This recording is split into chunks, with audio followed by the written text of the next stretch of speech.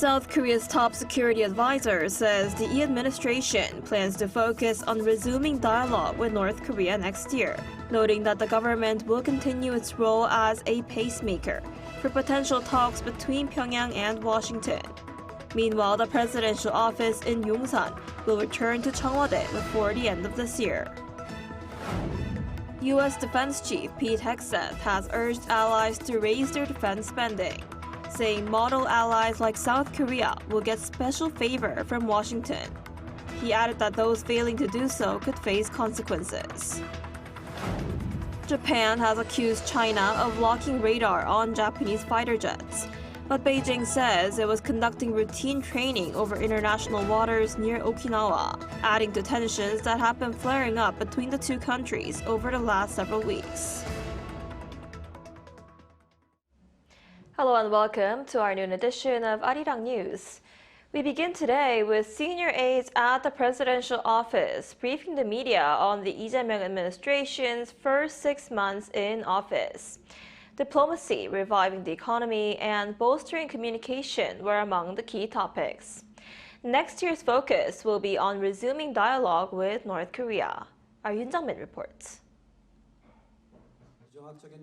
The South Korean government's push for the Korean Peninsula peace coexistence process will be in full swing next year. That's according to National Security Advisor Ri Sung-rak on Sunday, as the president's senior aides and secretaries briefed the media on the major outcomes of the Lee Jae-myung administration during its first 6 months. When asked whether he would suggest adjusting the South Korea-U.S. joint military exercise to resume dialogue with North Korea, he said he's not considering that. To resume dialogue, we need to consider what cards we have. There are some possible options.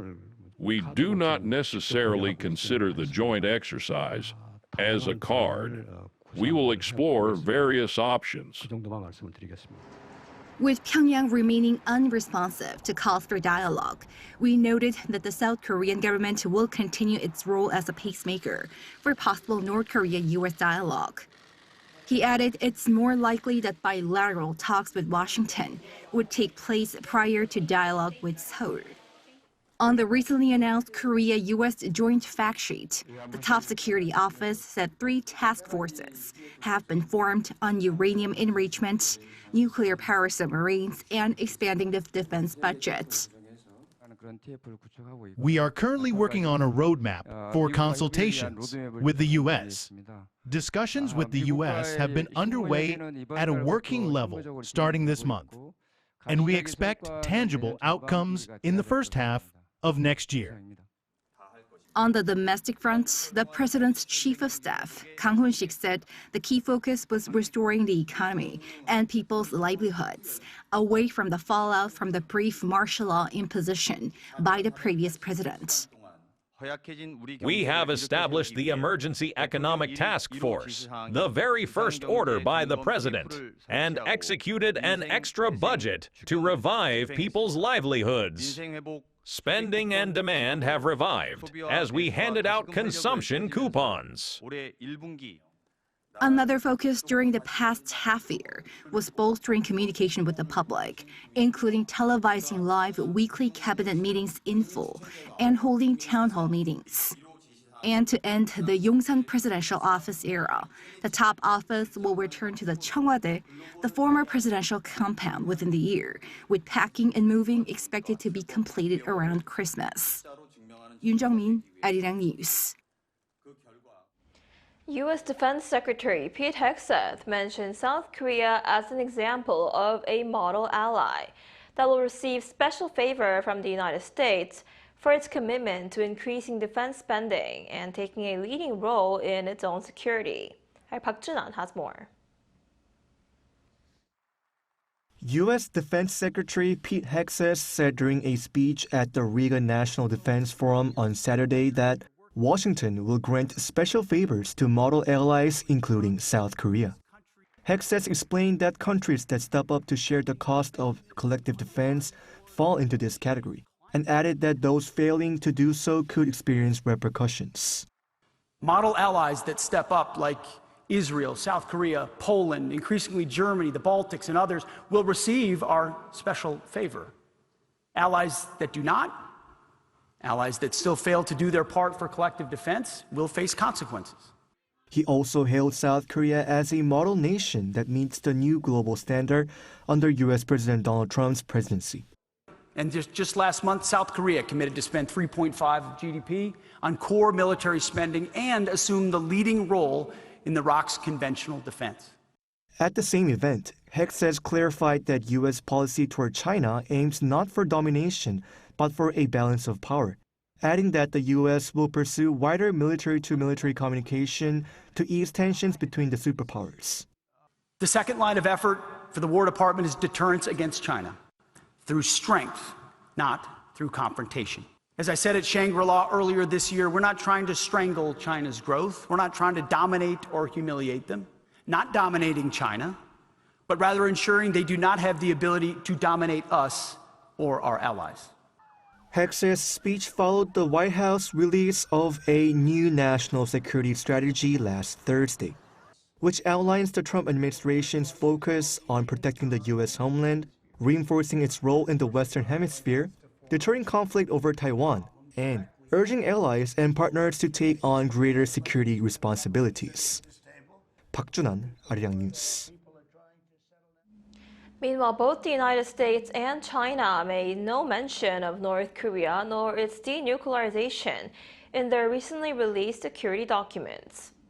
Denuclearization of the Korean Peninsula had been included by the Biden administration and by Trump's first administration in their previous security documents, but has disappeared from the most recent U.S. national security strategy published on Friday local time.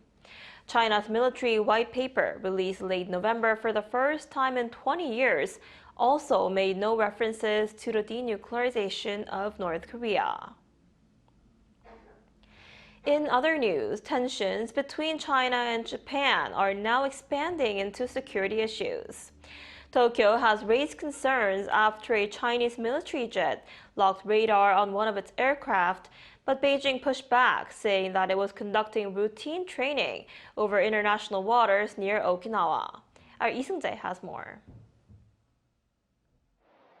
Japan is raising strong concerns after a tense aerial encounter with China near Okinawa. Early Sunday, Tokyo confirmed that it launched a formal protest with Beijing after a Chinese J-15 fighter jet launched from the aircraft carrier Liaoning locked on its radar onto Japanese F-15s on Saturday. Officials say the Chinese aircraft intermittently locked on twice, once in the late afternoon for about 3 minutes and again in the evening for roughly 30 minutes.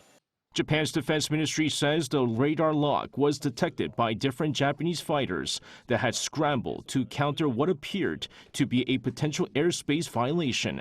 Defense Minister Shinjiro Koizumi called the incident dangerous and extremely regrettable. In both cases, the Chinese jet stayed outside Japanese airspace, and there were no injuries or damage. Meanwhile, China's Foreign Ministry spokesperson Lin Jian defended Chinese naval activity, saying operations comply with international law and warning others not to exaggerate China's actions. A spokesperson for the Chinese Navy said Sunday that the Liaoning Carrier Strike Group has been conducting routine training over international waters near Okinawa. According to Beijing, Japanese Air Self-Defense Force jets repeatedly approached the training zone, harassing Chinese operations and posing risks to flight safety. China said it had announced the exercises beforehand, called Japan's version of events inconsistent with the facts, and urged Tokyo to stop what it called slanderous accusations. The radar lock incident comes at a time of deepening strain in bilateral relations. Tensions surged in early November after Japan's Prime Minister Sanae Takaichi said Japan's military could become involved if China were to take action against Taiwan. Beijing strongly objected, saying Japan was interfering in a core sovereignty issue. Lee Seung-jae, Arirang News.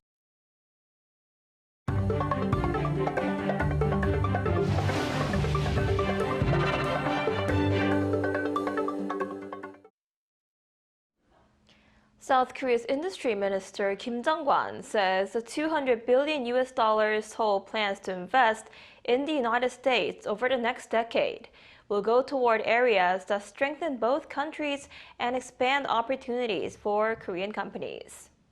Speaking on YouTube's Hanpro TV on Sunday, he stressed that none of the funds will be wasted. Minister Kim pointed to nuclear power, critical minerals, and artificial intelligence as key sectors where the two countries share strong common interests. He noted that the United States wants to build more nuclear power plants, yet lacks companies capable of constructing facilities or manufacturing equipment, creating significant opportunities for Korean firms. The investment plan follows an October agreement in which South Korea committed $200 billion in direct cash investment, plus an additional $150 billion for industry-led projects such as shipbuilding. Meanwhile, Deputy Prime Minister Koo Yoon-chol has called on ministries to finalize their business plans for the upcoming year within December to ensure immediate execution starting New Year's Day. Presiding over a fiscal execution meeting at the government complex Seoul on Monday, Koo emphasized that with the 2026 budget passed by the legal deadline, thorough preparation is crucial to support the stabilization of people's livelihoods and a hyper-innovation economy. Regarding this year's finances, the Deputy Prime Minister stressed the need to minimize unused funds to maintain the momentum of the economic recovery. He added that the government aims to fully execute the supplementary budget by the end of the month, noting that over 98% of the second extra budget had already been spent as of late November. There are special efforts being made to encourage book reading among teenagers and adolescents. In one particular project at an independent bookstore in Cheongju, Chungcheongbuk-do Province, adults anonymously prepay for books so that adolescents can read free of charge. Our Eun-jin tells us the story. A notice put up at the entrance of this small independent bookstore says that adolescents can take books for free.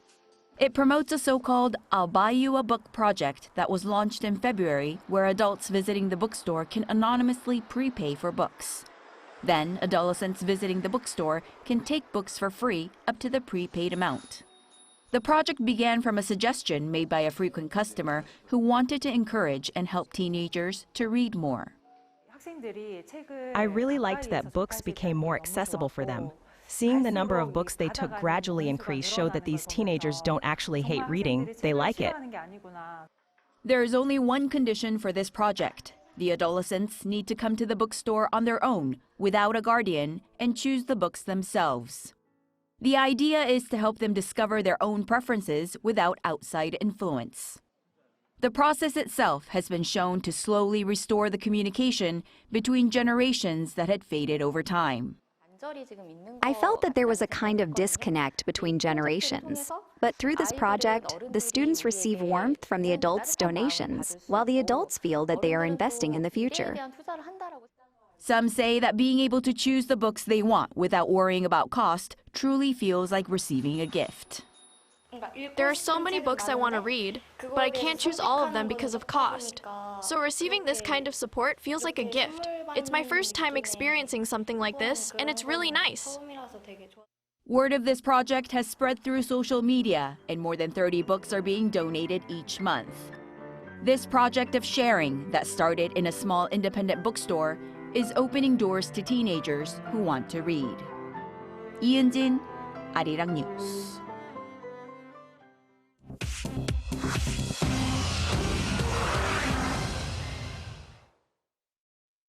This is The World Now, bringing you everything you need to know from around the globe. In Russia, the Kremlin publicly welcomed President Donald Trump's new national security strategy, calling it, quote, largely consistent with Moscow's vision. The 33-page document released in Washington this week warns of Europe's potential civilizational erasure and said the U.S. should focus on resistance to Europe's current political trajectory. But it did not cast Russia as a U.S. threat. Kremlin spokesperson Dmitry Peskov on Sunday described the shift as a positive step. Meanwhile, the U.S. and Ukraine wrapped up 3 days of talks in Florida aimed at drafting a peace deal. But hours after those talks ended, Russian strikes were reported in Kremenchuk and other regions of Ukraine.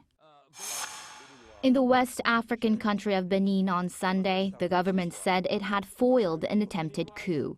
This came hours after soldiers appeared on national television claiming to suspend the constitution. Beninese President Patrice Talon told citizens the situation was totally under control, praising loyalist forces for removing the mutineers from key sites. Explosions were later heard in the country's largest city of Cotonou after Nigerian fighter jets entered Benin's airspace to help secure the area.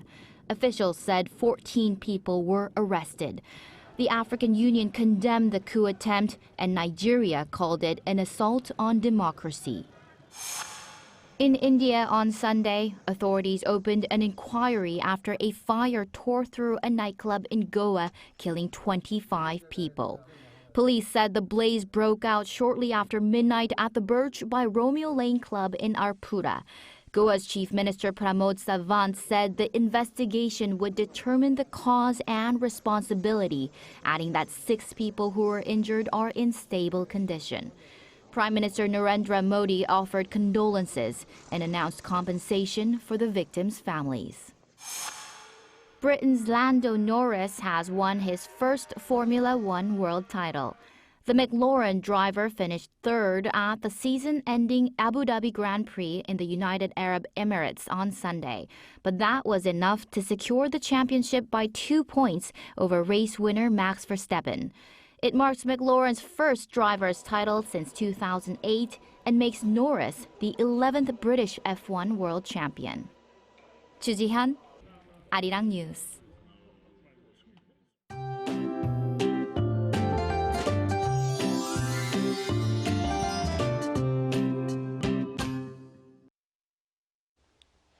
The weather has been swinging back and forth lately. If you dressed based on yesterday's mild weather, you might easily catch a cold today. Cold air moved in overnight and the temperatures won't climb much even in the afternoon. So it's going to chilly all day today, but with improved air quality. And on the East Coast, dry conditions continue along with strong winds. So even a small spark could spread into a large fire. Once again, fire safety is critical. And this afternoon, highs will be 4 to 8 degrees lower than yesterday. Seoul gets up to 6 degrees Celsius, but with the sharp winds, it's going to feel like 3 degrees. Daegu topping out at 10 degrees under sunny skies nationwide with decent air quality. Now, we are not expecting any severe cold this weekend, but tomorrow morning we are waking up to -2 degrees here in the capital, and we're looking at a mix of rain and snow this week, so please keep an eye on the updates.